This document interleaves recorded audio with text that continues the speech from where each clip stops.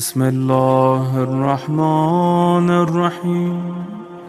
ریاستہائے متحدہ امریکہ کے صدر نے اپنے حالیہ بیانات کی وجوہات کے بارے میں جو کچھ کہا وہ آخر تھا کیا؟ انہوں نے کہا گزشتہ 47 برسوں سے امریکہ اسلامی جمہوریہ کو ختم کرنے میں ناکام رہا ہے اور اس پر اپنے ہی عوام سے شکوہ کرتا رہا ہے۔ 47 سال گزر گئے مگر امریکہ اسلامی جمہوریہ کو مٹا نہ سکا۔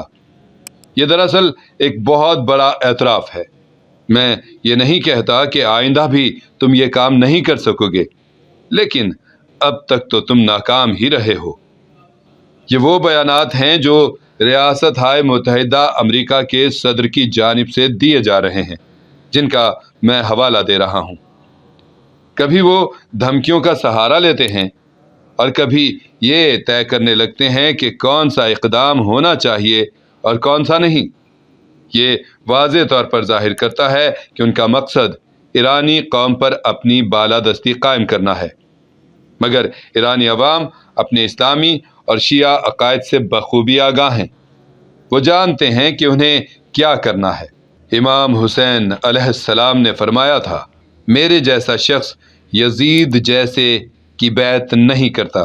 اسی طرح ایرانی قوم کی اصل آواز یہ ہے کہ ہمارے جیسی قوم اپنی تہذیب، اپنی تاریخ اور اپنے اعلیٰ اصولوں کے ساتھ امریکہ میں موجود بدعنوان حکمرانوں اور ان کے پیش رووں کی بیعت نہیں کرے گی۔ میری بیوی وہ ہر بات میں نقص نکالتی رہتی ہے۔ میری بیوی ہمیشہ ہر چیز میں خامی تلاش کرتی ہے۔ میرا شریک حیات ایک ناقد، مسلسل تنقید کرنے والا۔ آپ کے جوہری توانائی کے پروگرام کے بارے میں وہ کہتے ہیں کہ ہم آپ سے مذاکرات کریں گے اور ان مذاکرات کا نتیجہ یہ ہوگا کہ آپ اس توانائی کے مالک نہیں رہیں گے۔ در حقیقت وہ امریکہ کے ساتھ طاقت کی کشمکش چاہتے ہیں۔ اگر کوئی مذاکرات ہونے ہیں تو اس کا یہ انداز ہرگز درست نہیں۔ اگر مذاکرات ہونے ہیں تو پہلے سے اس کا نتیجہ طے کر دینا ایک غلط اور احمقانہ اقدام ہے۔ آپ کہتے ہیں آئیں مل بیٹھ کر کسی معاملے پر بات کریں اور کسی نتیجے پر پہنچیں، مگر پھر نتیجہ پہلے ہی طے کر دیتے ہیں کہ لازماً ہمیں اسی معاہدے تک پہنچنا ہے۔ یہ نہایت غیر دانشمندانہ اور بے معنی طرز عمل ہے۔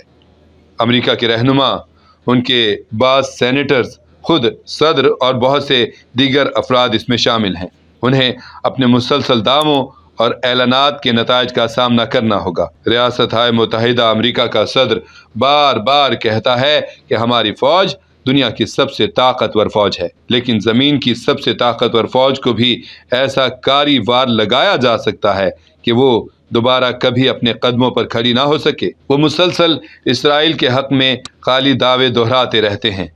کہتے ہیں ہم نے ایران کی طرف ایک جنگی جہاز روانہ کر دیا ہے، گویا کوئی بہت بڑی طاقت بھیج دی ہو۔ بے شک جنگی جہاز ایک خطرناک ہتھیار ہے، مگر اس سے کہیں زیادہ خطرناک وہ ہتھیار ہے جو اسی جنگی جہاز کو سمندر کی تہ میں پہنچانے کی صلاحیت رکھتا ہو۔